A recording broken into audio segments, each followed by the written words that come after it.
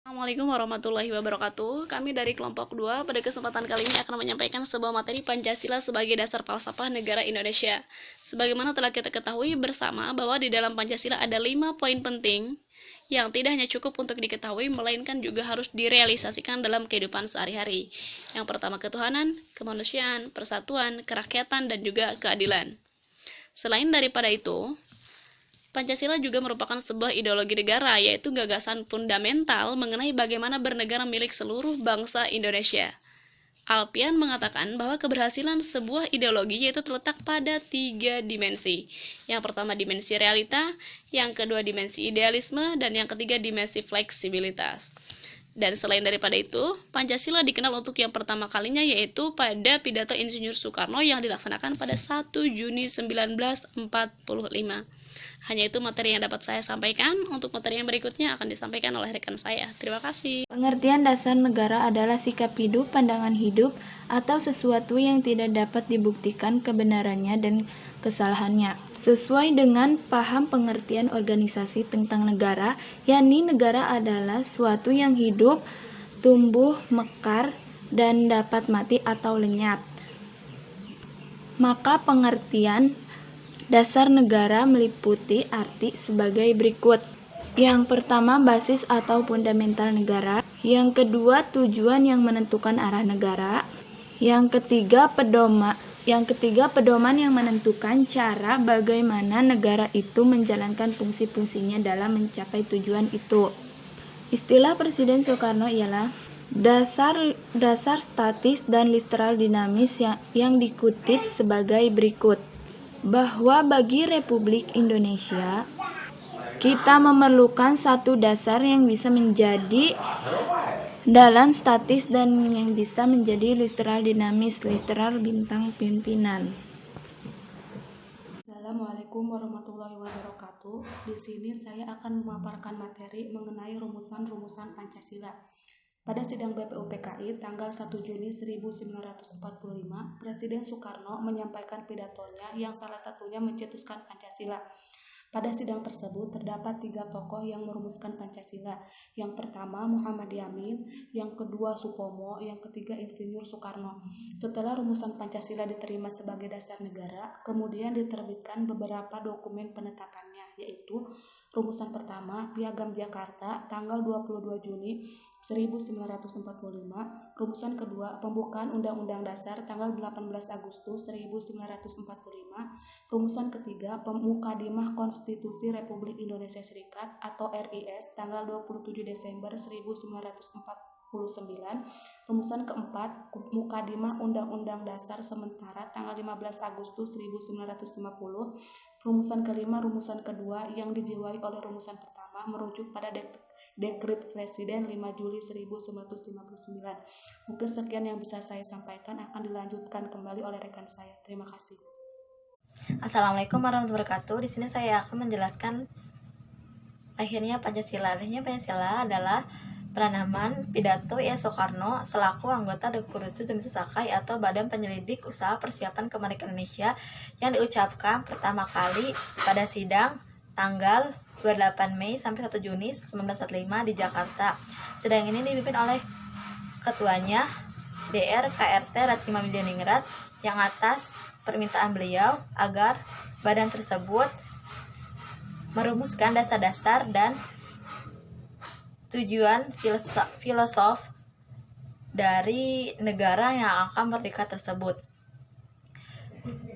Pada bagian pidato disebutkan, saudara-saudara, apakah prinsip yang kelima? Di sini saya telah mengemukakan 4 prinsip. Yang pertama, kebangsaan Indonesia. Yang kedua, internasionalisme atau perikemanusiaan. Yang ketiga, mufakat atau demokrasi. Dan yang keempat, kesejahteraan sosial. Yang kelima, hendaknya menyusun Indonesia merdeka dengan bertakwa kepada Tuhan Yang Maha Esa. Cukup sekian penjelasan dari saya. Selanjutnya akan dijelaskan oleh rekan saya. Sekian, terima kasih. Wassalamualaikum warahmatullahi wabarakatuh. Materi selanjutnya, kelebihan Pancasila sebagai dasar negara. Pancasila sebagai ideologi memiliki karakter utama sebagai ideologi nasional. Ia adalah cara pandang dan juga metode bagi seluruh bangsa Indonesia untuk mencapai cita-citanya, yaitu masyarakat yang adil dan makmur. Pancasila memuat pokok-pokok pikiran sedemikian rupa. Pertama, sila ketuhanan memuat pokok-pokok pikiran bahwa manusia Indonesia menganut berbagai agama. Dan kata lain ada kebebasan untuk beragama dan juga tidak beragama, serta ada kebebasan untuk berpindah agama atau keyakinannya. Kedua, nasionalisme Indonesia, maksudnya sila ketiga dari Pancasila, bukanlah chauvinisme. Bangsa Indonesia tidak menganggap diri lebih unggul dari bangsa lain. Ketiga, internasionalisme, maksudnya sila kemanusiaan yang adil dan beradab, menghendaki setiap bangsa mempunyai kedudukan yang sederajat, setiap bangsa menghargai dan juga menjaga hak-hak semua bangsa. Keempat, demokrasi, maksudnya sila keempat dari Pancasila telah ada sejak dahulu di bumi Indonesia meskipun bentuknya beda dengan demokrasi yang ada di barat. Demokrasi di Indonesia mengenal 3 prinsip, yaitu 1 ada mufakat, 2 perwakilan, dan 3 musyawarah. Sedangkan kelima, keadilan sosial, pada sila ini terkandung maksud untuk keadilan dan juga kemakmuran sosial, jadi bukan keadilan dan kemakmuran individu. Hanya dalam satu masyarakat yang makmur berlangsung keadilan sosial. Mengingat Pancasila, terutama demokrasi, yang menitik beratkan musyawarah mufakat yang tidak ada di dalam demokrasi barat, maka Soekarno mengajak supaya bangsa-bangsa di dunia ini untuk mengikuti ideologi Pancasila. Demikianlah kata Soekarno dalam sidang itu. Cara musyawarah ini dapat dijalankan karena wakil-wakil bangsa kami berkeinginan agar cara-cara itu dapat berjalan. Demikian, terima kasih.